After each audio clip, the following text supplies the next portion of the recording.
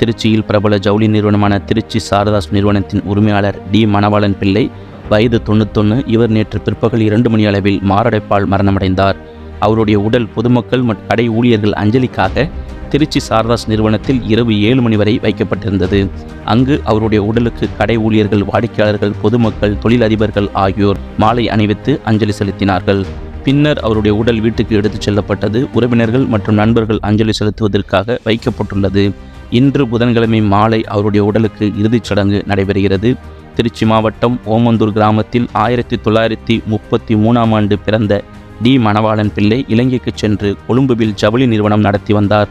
பின்னர் இந்தியாவுக்கு திரும்பிய அவர் 1969ஆம் ஆண்டு திருச்சியில் சிறிய அளவில் சாரதாஸ் என்ற பெயரில் ஜவுளி நிறுவனத்தை தொடங்கினார். எளிய மனிதராக வாழ்க்கையை தொடங்கின தன் இடைவிடாத கடின உழைப்பால் இந்தியாவின் மாபெரும் ஜவுளி நிறுவனமாக திருச்சி சாரதாஸை உருமாற்றினார்.